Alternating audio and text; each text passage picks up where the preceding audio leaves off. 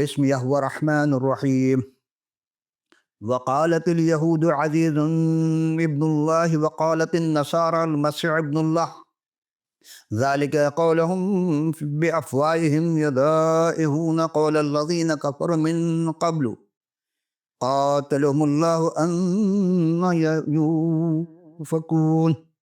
یعنی اور یہود کہتے ہیں کہ عزیز اللہ کا بیٹا ہے، اور عیسائی کہتے ہیں کہ مسیح اللہ کا بیٹا ہے.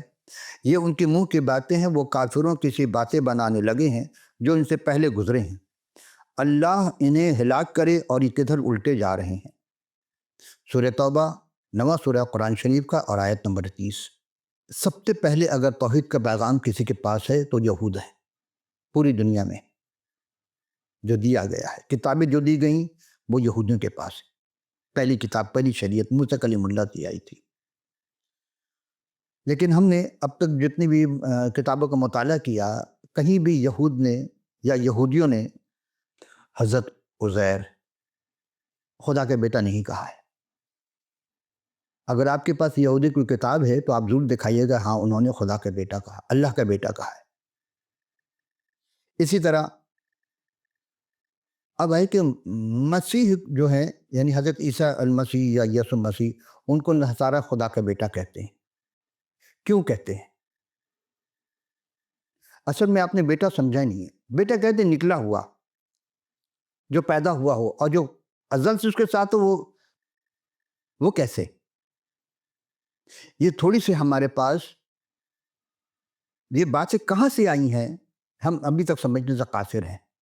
یہودی کی کسی کتاب میں نہیں ہے کہ انہوں نے کسی کو اللہ کا بیٹا کہا ہو. تو عزیر نام کے کوئی پیغمبر تو ہے نہیں کہ انہوں نے پوری کتاب مقدس کو تلاش کر لیا. مترجم نے کہا کہ زلیخا تھی جو یوسف کو بہکائی تھی، تو زلیخا نام تو قرآن میں کہیں بھی نہیں ہے. وہ تو پوتیفر کی بیوی تھی. آپ کہتے ہیں زلیخا عزیز مصر کی بیوی تھی. بہت ساری باتیں ہمارے پاس جو آئی ہیں، جب ہم تحقیق کرتے ہیں تو زمانے قدیم سے میں وہ باتیں ہی نہیں تھیں. تو یہ باتیں پھر کہاں سے آئیں؟ کوئی تو ہے جو بات کو بتانے والا. آج کے پہلے سوال کی جانب چلتے ہیں کہ آج لوگوں کے گناہ کرنے پر کون سی چیز اکساتی ہے؟ یہ جو شرک ہے یہ بھی گناہ ہے.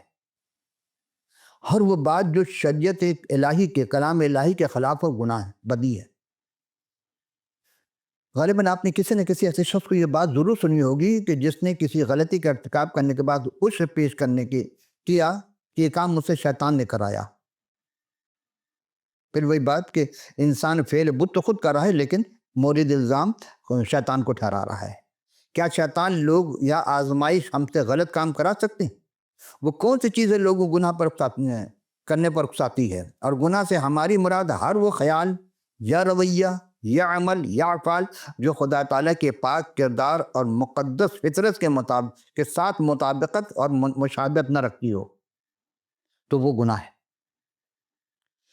لوگوں کے گناہ کا ارتکاب کرنے کی وجہ سمجھنے کے لیے ہمیں گناہ کرنے والے لوگوں کی حالت پر غور کرنی ہوگی. آخر انہوں نے گناہ کس حالت میں کیا؟ اور ہم یہ سمجھنے کے لیے خود اپنی ذات، اپنے بچوں سے پرے دیکھنا ہوگا. کوئی ضرورت نہیں ہے، بلکہ اگر آپ کو کافی دیر تک چھوٹے بچوں کے درمیان بیٹھنے کا موقع ملے. عزیزان گرامی قدر، اب تو بہت ایڈوانس زمانہ ہے، میڈیا ہے، ہر چیز ہے. تو کیا آپ کبھی اپنے بچوں کے درمیان بیٹھنے کا موقع ملا؟ کیونکہ آپ صبح نکلتے ہیں، رات واپسی ہوتی ہے، ڈبل جاب کرتے ہیں. بہت سارے لوگ ہیں نہیں، دوسرے کے حوالے کر دیے بچوں کو. آپ بھی میری ہی طرح، یعنی اس بات میں بآسانی تصدیق کرتے کہ ہر بچے کی زندگی میں خود پرستی کا الہڑ مزاج بغیر سیکھے پایا جاتا ہے. آپ کہیں دے دو، بچہ کبھی نہیں دے گا. ہاں، آپ اس کو لالچ دیں کہ ہاں یہ بڑی چیز میں تمہیں دے رہا ہوں، چھوٹی چیز اپنی بہن کو دے دو، بھائی کو دے دو، وہ فوری دے دے گا. یعنی ایک کے بدلے میں وہ دیکھ رہا ہے یہ چھوٹی ہے، مجھے بڑی چیز ملے، میں دے دیتا ہوں. تو یہ لالچ پن کہاں سے آیا؟ یا یوں محسوس کریں کہ شیر خارگی سے ہی ہمارے اندر چیزوں کو اپنے اندر قابو کر لینے کے رجحان پیدا ہوتا ہے. آپ بچوں کو ایک چیز پکڑائیں گے، چھوٹا بچہ ہے جو ابھی شیر خارگی زمانہ، وہ پکڑ لے گا مضبوطی کے ساتھ، وہ سمجھے کہ میرا ہی ہے. اگر آپ چھیننے کی کوشش کریں وہ رونا شروع کر دے گا. یعنی کہ اپنی من پسند چیز اپنی منشا سے کہ اپنے وقت پر اور اپنے ذوق کے مطابق حاصل کر سکیں. یہی الڑپن ہے، یہی الڑ مجاز ہے. بڑھتے بڑھتے بالآخر اتنا پختہ ہو جاتا ہے، اس کا اظہار حصول طاقت ہر جد و جہد، ہر تعصب، ہر تصادم، ہر تعلق کو بگاڑ پیدا کر دیتا ہے. نفرت کا آغاز پیدا ہو جاتا ہے. ابتدائے آفرینش سے یہی سلسلہ یوں ہی چلا آ رہا ہے. گناہ کرنے کی رغبت ہم میں سے ہر ایک کے اندر موجود ہے، مگر شاید ہم پوچھیں کہ غلط کام کرنے یا دباؤ کہاں سے آتا ہے؟ وہ کیا چیز ہے جو ہمیں اس طرف راغب کر دیتی ہے؟ یہ پوری تفصیل ہم آپ کو اس سے گزشتہ نشست میں پیش کر چکے ہیں، بدی کے عنوان پر کہ بدی کیا ہے، اس میں ساری چیز آپ کو مل جائے گی. میں نے آپ سے عرض کیا تھا کہ اس چیز کو سمجھنے کہ الہام کا ہونا ضروری ہے. الہام یہ بتاتا ہے کہ محدود گناہ کا عذاب غیر محدود ہے. عذاب بھی غیر محدود اگر ہو گیا ہے تو اس کو ہم محدود کیسے کریں؟ گناہ ہم خدا کے سامنے مثل قرضہ کے ہے. جب انسان کوڑی کوڑی کو محتاج ہو جاتا ہے قرض لے کر، وہ کوڑی کوڑی بھی لے لیا جاتا ہے قرض پر. بڑے لوگوں کے قرضے معاف ہو جاتے ہیں لیکن غریبوں کے قرضے معاف نہیں ہوتے. کروڑوں کے قرضے معاف ہو جائیں گے لیکن پکوڑے والے بیچنے کے قرضہ معاف نہیں ہوگا. کیوں؟ اس لیے کہ تخت امارت کا مالک کوئی اور ہے. یہی سزا کیا خدا ایسا کرے گا؟ نہیں، وہ ایسا نہیں کرے گا. اس کے نگاہ میں سب برابر ہے. سورج کی شعاع سب کے لیے، پانی سب کے لیے، ہوا سب کے لیے ہے. وہ کبھی بھی تضاد نہیں ہے. خدا جو سب سے محبت کرتا ہے، ایک گناہ گار جو سب سے زیادہ گناہ گار اس سے ویسی محبت کرتا ہے. اور جناب مسیح نے کہا کہ تمہارے سامنے دو گناہ گار پیش کیے جائیں، ایک کا گناہ 100 ایک کا 50 ہو، اور دونوں گناہ معاف ہو گئے تو سب زیادہ کس کے گناہ معاف ہوئے؟ لوگوں نے کہا واقعی 100 کے، لیکن خدا تو 100 سے محبت کا گناہ اور 50 سے بھی، لیکن جب معاف کیا تو دونوں کو معاف کر دیا. لیکن جس کے گناہ 100 گناہ معاف ہو گئے وہ سب سے زیادہ خوش قسمت رہا. آئیے ان سے دیکھتے ہیں کہ گناہ نہایت برا ہے اور اس کا عذاب بہت ہی سخت ہے. تو ابھی اس سے مخلصی ہمیں امید کی زندگی دلاتی ہے. ہمیں مایوس نہیں ہونے چاہیے. تو اس وقت کو غنیمت جانے، ذرا سوچے کہ جب تک خدا مل سکتا ہے ملنے کی کوشش کریں. رجوع اللہ جسے کہا جاتا ہے. کوشش کرو، ٹٹولو، ڈھونڈو اور کھٹکھٹاؤ تو پاؤ گے. دیکھو کھو دو گے، کوئی بچانے والا تمہیں نظر آتا ہے، اس کو نہ کھو دینا.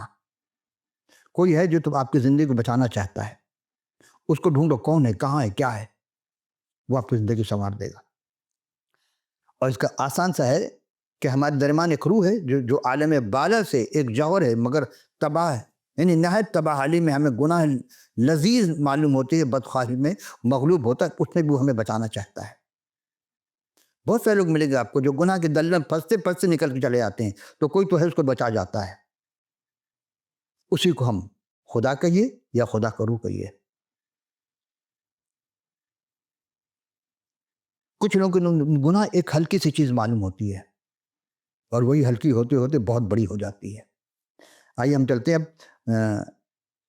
اب ایک سوال آیا جس کے جواب میں دے چکا تھا آپ کو کہ حضرت موسیٰ کا تعلق اسماعیل کے خاندان سے تھا، اسحاق کے. تو ہم نے بتایا تھا کہ حضرت موسیٰ علیہ السلام کا تعلق حضرت اسحاق کے خاندان سے تھا. اور اس سلسلے میں ایک آیت جو بہت زور شور سے بڑے بڑے اسلامی جو مفکری ہیں یا اسکالر ہیں وہ پیش کرتے ہیں، اور استثناء کی کتاب یعنی آخری شدید کتاب ہے موسیٰ کلیم اللہ علیہ السلام کی، اور اس کے 18ویں رکوع کی 15 سے 18 آیت میں ہے کہ خداوند خدا تیرے لیے تیرے ہی درمیان یعنی تیرے ہی بھائیوں میں سے میری مانند نبی برپا کرے گا، یعنی موسیٰ جیسا ہوگا وہ.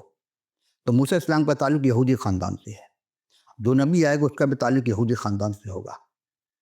اور یہ پرانا عہد نامہ ہے، اور اسی باب کو اعمال کی کتاب نئے عہد نامہ کی 3 باب کی 22 اور 23 آیت میں مذکور ہے کہ حضور مسیح یعنی خدا کی حقیقی نبی کے متعلق نہایت خوبصورت پیشن گوئی کی گئی تھی. اور یہ تھی کہ چنانچہ موسیٰ نے کہا کہ خداوند خدا تمہارے بھائیوں میں سے تمہارے لیے مجھ جیسے ایک نبی پیدا کرے گا، جو کچھ وہ تم سے کہے اس کے سننا. اور 23 رہتے اور یوں ہوگا کہ جو شخص اس نبی کی نہ سنے گا وہ امت میں نیست نابود کر دیا جائے گا.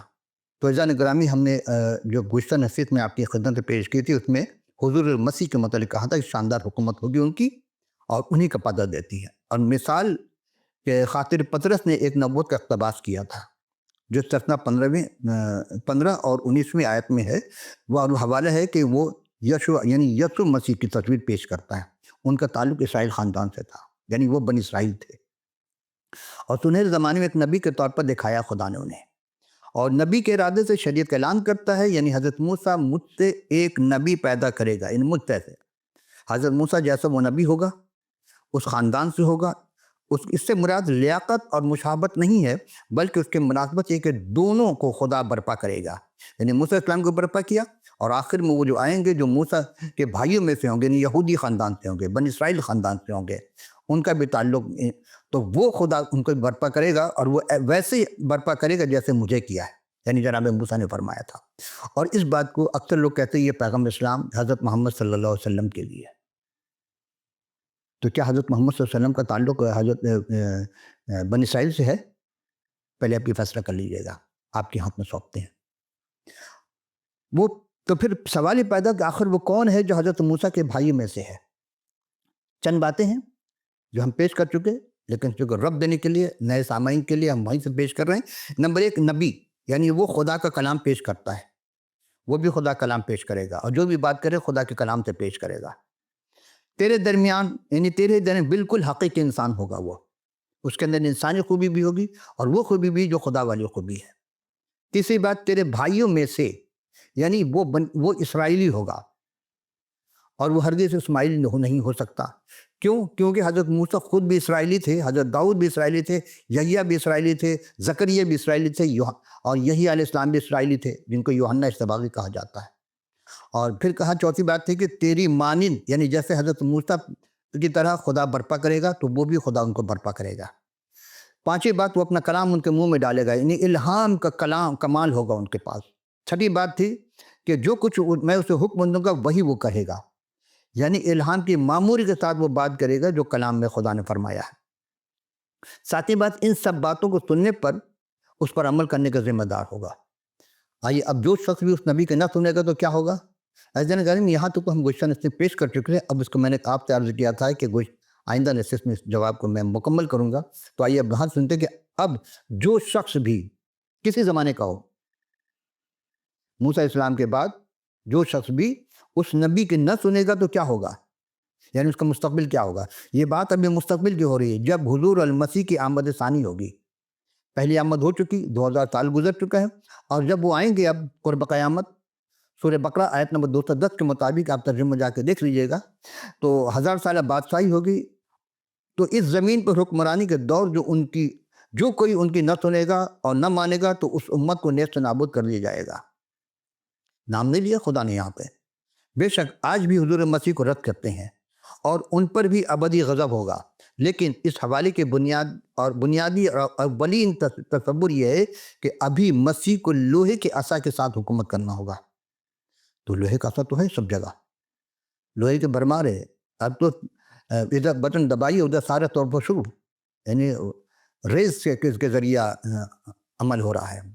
اور جو لوگ ان کی نافرمانی کریں گے، ان سے بغاوت کریں گے، ان کا بلا توقف ہلاک کر دیا جائے گا۔ بستی کی بستی اجاڑ دی گئی، تباہ برباد ہو گئے۔ لیکن اب کون ایسا شخص ہے جو دوبارہ دنیا میں جب جلوہ افروز ہوگا؟ سوال ہی پیدا ہوتا ہے، ان تمام نبیوں میں سے جو موسیٰ کا بھائی جیسا ہوگا، وہ ساری باتیں ہوں گی، وہ کون ہوگا؟ تو آپ سب کا یہی عقیدہ ہے کہ حضرت عیسیٰ علیہ السلام یا حضرت مسیح سلام علیہ کی ذات بربرکات ہے، جن کی اول آمد تو 2000 سال قبل ہو چکی ہے، اب ان کی آمد ثانی کا شدت سے انتظار ہے، سب انتظار کر رہے ہیں، دیکھیے کون پورا اترتا ہے ان کی معیار پر۔ عزیز، ہم دوسرے سوال کی جانب چلتے ہیں کہ کیا صحائف انبیاء کی کتابوں میں بھی کہیں نجات کے متعلق کوئی ذکر ہے؟ صحائف انبیاء نے کہ جب انبیاء کی کتابیں تھیں، جی ہاں ضرور، صحائف انبیاء جنہوں نے مطالعہ کیا ہے ان کے لیے تو ہے، جو تقابل ادیان کا پیپر دے چکے ہیں MA میں، ان کے پاس ہے اس کا صحائف انبیاء کا حوالہ۔ کچھ لوگ اس کو عقیدت پڑھتے ہیں، کچھ سے رفلی پڑھ کے چلے جاتے ہیں، ہاں جی میں نے پڑھا ہے، لیکن کچھ لوگ ڈیپلی جاتے ہیں، اس میں گہرائی میں جاتے ہیں، اس کا مطالعہ کرتے ہیں۔ تو نجات کے بارے میں اس میں زیادہ اور تفصیل کے ساتھ اس حال میں مرقوم ہے کہ تو سب سے پہلے حضرت ایوب علیہ السلام کا صحیفہ اس کے 19ویں رکوع کی 23 تا ہم 27 آیت کا مطالعہ کریں گے۔ عربی میں ہم نہیں پیش کریں گے کیونکہ وقت کم ہے، ہم اردو میں اکتفا کریں گے۔ کاش کہ میری باتیں اب لکھ لی جاتی، کاش کہ وہ کسی کتاب میں قلم بند ہوتی۔ 24ویں آیت میں ہے، کاش وہ لوہے کے قلم سے اور شیشے سے ہمیشہ کے لیے چٹان پر کندہ کی جاتی۔ 25ویں آیت ہے، لیکن میں جانتا ہوں کہ میرا مخلصی دینے والا زندہ ہے اور آخر کار وہ زمین پر کھڑا ہوگا۔ دیکھیں جو مخلصی دے گا اس کو مردہ کسی کو مخلصی نہیں دے سکتا، مردہ کسی کو نہیں بچا سکتا، بچائے گا زندہ آ کر کے۔ تو یہی وہ حضرت ایوب کہہ رہے ہیں کہ لیکن میں جانتا ہوں کہ میرا مخلصی دینے والا زندہ ہے اور آخر کار وہ زمین پر کھڑا ہوگا۔ یہ کس ہستی کی جانب اشارہ ہے؟ اور 26 میں آتے اور میں اپنی کھال لے اس طرح برباد، یعنی اپنی کھال سے اس طرح برباد ہو جانے کے بعد بھی اپنے جسم میں سے میں خدا کو دیکھوں گا، کیونکہ جسم میں کیڑے پڑ گئے، بہت ساری تباہی ہوئی تھی، سارے ان کے فصل ہو گیا اور جو بھی چیز تھی ان کے پاس، بیوی بچے مر گئے، سب کچھ ہو چکا، لیکن پھر بھی وہ خدا پر ایمان رکھتے تھے۔ تو اس لیے کہا، اور 27 میں جسے میں خود دیکھوں گا اور میری ہی آنکھیں دیکھیں گی، نہ کہ بیگانہ کی، میرے گردے میرے اندر فنا ہو گئے ہیں۔ یہ جسم کے ظاہری جسم کی بات ہو رہی ساری، دیکھے گا انسان اس آنکھ سے، لیکن کیا مردہ کوئی دیکھ سکتا ہے؟ نہیں، زندہ ہی زندہ کو دیکھے گا یا زندہ مردے کو دیکھے گا۔ خلاصہ یہ ہے کہ میری باتیں اب لکھی جائیں، کاش وہ دفتر قلم بند ہوتی کہ لوہے کے قلم سے اور شیشے سے اور پتھر پر نقش کی جاتی جو ابد تک قائم رہیں گی۔ مقصد یہ ہے کیونکہ مجھ کو یقین ہے کہ میرا فدیہ دینے والا زندہ ہے اور زور آور ہے، آخر میں زمین پر آ کر کھڑا ہوگا، اور ہر چند میرے پوست کے، یعنی کہ ہمارے جو جسم گل گئے ہیں، ختم ہو گئے ہیں، اور لیکن میں اپنے گوشت سے خدا کو دیکھوں گا، وہ ہمیں دوبارہ زندہ کرے گا۔ میں اسے اپنے لیے دیکھوں گا اور میری آنکھیں دیکھیں گی۔ حضرت ایوب علیہ السلام کا یہ صحیفہ کہ وہ فدیہ دینے والا وہ آئے گا اور میں مردوں میں سے زندہ ہو کر دیکھوں گا۔ بھلا مردوں میں سے زندہ ہو کر دیکھے گا، مردہ نہیں ہوگا، اب وہ قیامت ہو جو سب کو کھڑا کیا جائے، جس کے معنی۔ اسی طرح حضرت داؤد علیہ السلام کا صحیفہ میں جب ہم دیکھتے ہیں زبور میں، اس کے دوسرے باب کے 6 سے 7 آیت میں ہے کہ میں تو اپنے بادشاہ کو اپنے مقدس صیون پر بٹھا چکا ہوں، میں ان کی فرمان کو بیان کروں گا۔ خدا نے مجھ سے کہا کہ تو میرا بیٹا ہے، آج تو مجھ سے پیدا ہوا ہے، حالانکہ بہت پہلے پیدا ہو گئے تھے۔ پھر کیوں کہ خدا نے اس سے کہا کہ تو میرا بیٹا ہے؟ یعنی بنی اسرائیل کو خدا نے اپنا خاندان کہا تھا۔ میں تو اپنے بادشاہ کو صیون پر بٹھایا، میں حکم کا اشکارا کروں گا کہ خداوند نے میرے حق میں فرمایا کہ تو میرا بیٹا ہے، آج کے دن سے تیرا باپ ہوا۔ یہ کیسی عجیب بات ہے عزیزو؟ آپ تو عزیر کو کہہ رہے تھے کہ یہودی کہتے ہیں عزیر کو خدا کا بیٹا، یہاں تو حضرت داؤد کو بھی خدا کا بیٹا کہا جا رہا ہے۔ کیا مطلب؟ یہ آنے والے وہ بادشاہ خدا کا بیٹا ہوگا، جسمانی نہیں بلکہ روحانی بیٹا، اسی لیے اس کو روح اللہ کہا کہلائے گا۔ اور حضرت یسوع علیہ السلام کا صحیفہ جو 800 سال قبل مسیح تحریر ہوئی تھی، اس کی 53 رکوع کی 5ویں آیت میں ہے کہ ہماری خطاؤں کے سبب پہ گھائل کیا گیا اور ہماری بد کرداری کے باعث کچلا گیا۔ عزیزو کس کے بارے میں کہا جا رہا ہے؟ کہ ہماری ہی سلامتی کے لیے اس پر سیاست ہوئی اور تاکہ اس کے مار کھانے سے ہم شفا پائیں۔ آج بھی اس کے نام میں شفا ملتی ہے، بے جان کو جان مل جاتا ہے، اس کے نام میں شفا ہے۔ یہاں اس زمانے کے مد نظر رکھتے ہوئے کہا گیا ہے کہ وہ ان کی بدکاری اپنے اوپر اٹھائے گا، جبکہ اٹھائے ہوئے بھی 2000 سال گزر چکے ہیں۔ اب وہ بدکاری نہیں اٹھائے گا، اب تو وہ عدل کرنے کے لیے آئیں گے۔ حضرت یرمیہ علیہ السلام کا صحیفہ اس کے 23 باب کی 5 اور 6 آیت میں کچھ یوں مرقوم ہے کہ دیکھ وہ دن آتے ہیں کہ خداوند فرماتا ہے میں داؤد کے لیے ایک صادق کی شاخ پیدا کروں گا۔ اب حضرت داؤد اسلام کے نسل سے وہ شاخ جو بھی ہے وہ آئے گی، اور اس کی بادشاہی ملک میں اقبال بندی اور عدالت اور صداقت پر کے ساتھ ہوگی۔ یعنی ایسی عدالت ہوگی کہ وہاں کسی کی کوئی بھی سفارش نہیں چلے گی، کوئی رشوت، کوئی سفارش، کوئی پلاٹ دینا، کچھ نہیں، بلکہ وہ عادلوں کو عادل اور انصاف کرنے والوں کو انصاف کرے گا۔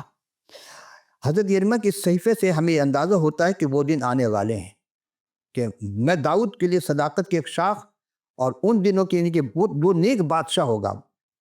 بادشاہ خود اگر بادشاہ کریکٹر لیس ہے تو اس کا مطلب اس کے ماننے والے بھی سارے ویسے ہی ہوں گے، گناہگار۔ لیکن وہ جو بادشاہ ہے گا وہ گناہ کا کوئی تعلق نہیں ہے، وہ بادشاہی کرے گا، اقبال بلند ہوگا، عدالت اور صداقت پر مبنی ہوگی اس کے بادشاہت، اور اس کے دنوں میں یہودا نجات پائے گا۔ اور 6 آیت یہ ہے کہ اس کے ایام میں یہودا نجات پائے گا اور اسرائیل سلامت سکونت کرے گا، اس کا نام یہ رکھا جائے گا خداوند ہماری صداقت ہے۔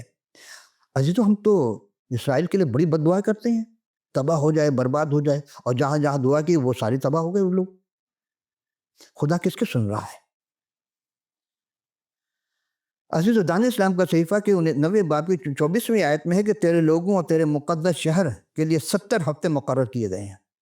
اب میں اس دن کے قریب آ رہا ہوں جو آپ کو خدمت پیش کرنے جا رہا ہوں کہ خطا اور گناہ کا خاتمہ ہو جائے گا، بدکرداری کا کفارہ دیا جائے، ابدی راست بازی قائم ہو، رویا نبوت پر مہر ہو، یعنی اور پاک ترین مقام ممسو کیا جائے گا۔ خداوند نے 70 ہفتے تک کی وارننگ دی ہے۔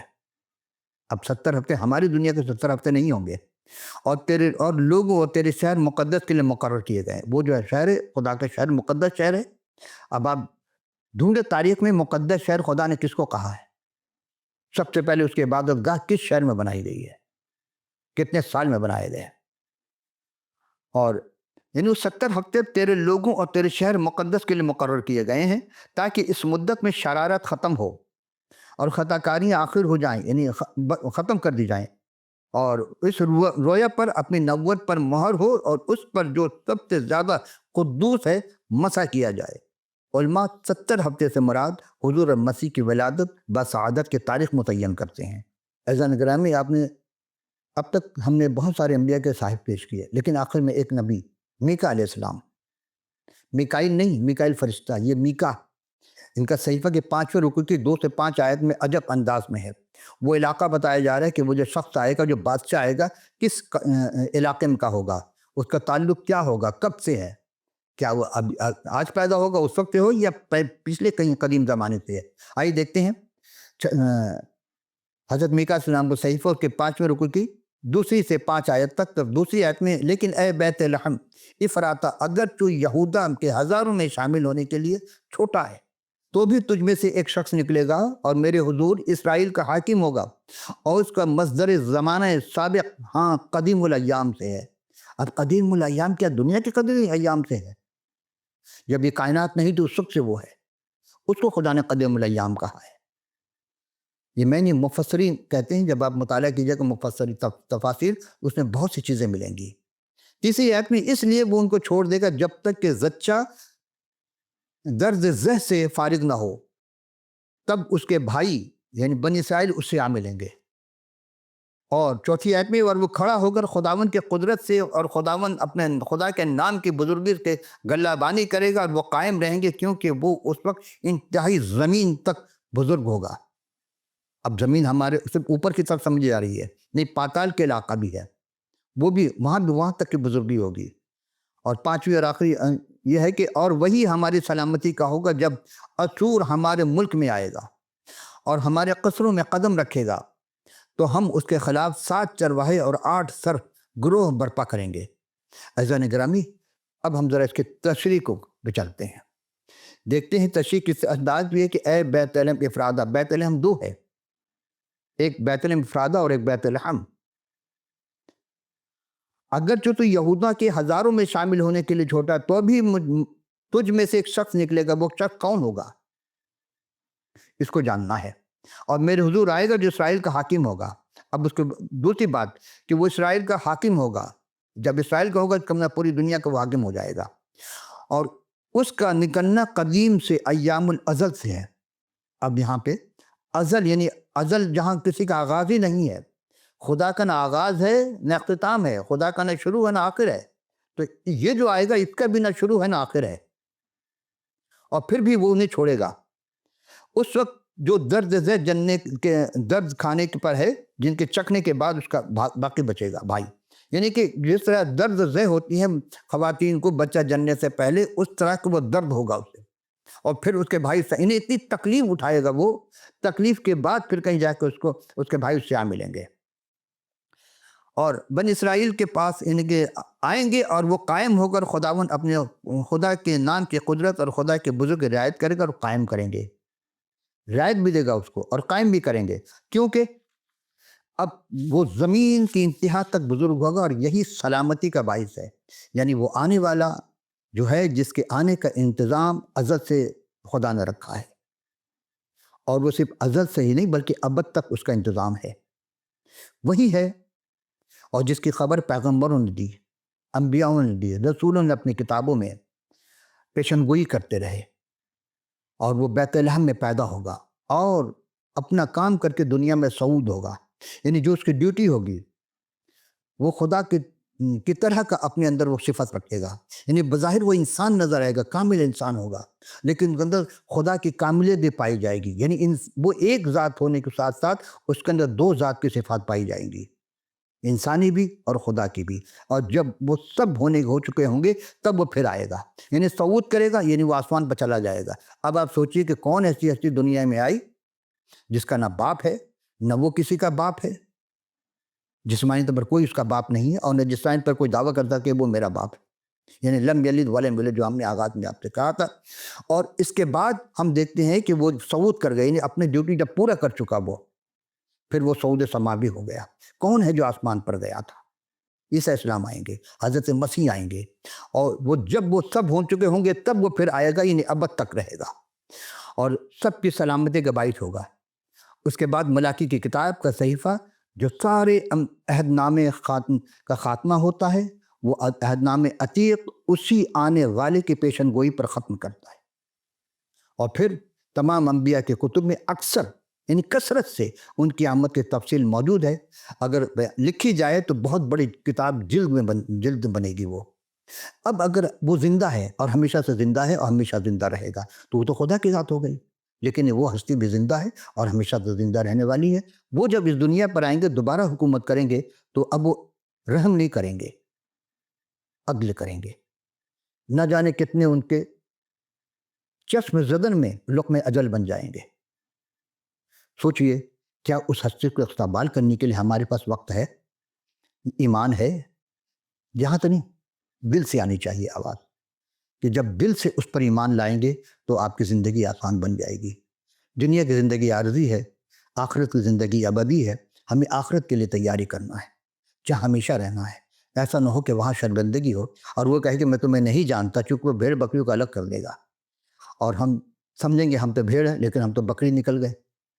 تو وہ بھیڑ بکریوں کو الگ کر دے گا، اور بھیڑ جو بکریاں ہیں وہ جہنم کی طرف اور بھیڑ جو ہے وہ جنت کی طرف. ایک مثال دی گئی تھی کہ نیک جو ہیں اس کو وہ جنت کی طرف اشارہ کریں گے، جنت میں جائیں گے، اور جو برے ہیں وہ آگ اور گندھک کی جلتی ہوئی اسی جھیل میں داخل کر دی جائے گا، جہاں دانت بسنا رونے کے سوا کچھ نہیں. عزیز اب موقع ہے، جب تک روح آپ کے جسم میں ہے توبہ کر لیجئے، اس ہستی پر ایمان لے آئیے. ہمیں امید ہے کہ آپ کو ضرور آج کی اس گفتگو سے برکت ملی ہوگی کہ نجات کا طریقہ کہاں رکھا خدا نے. مردوں میں نہیں ہے، زندے کے پاس ہے. تو آئندہ سے پھر حاضر ہوں گے، اس وقت کے لیے اجازت. لیکن چلتے چلتے اسکرین پر اس وقت آپ کو واٹس ایپ، ای میل، ٹیلی فون نمبر، اسکائپ، جو بھی آپ کو اویلیبل ہو، آپ اپنا فیڈ بیک دیجیے گا. اور آپ کے پاس کتاب مقدس نہیں ہے تو آپ اپنا پورا پتہ لکھ بھیجیے، ہم فی سبیل اللہ آپ کی خدمت میں کتاب مقدس ارسال کر دیں گے. اجازت، خدا حافظ و ناصر.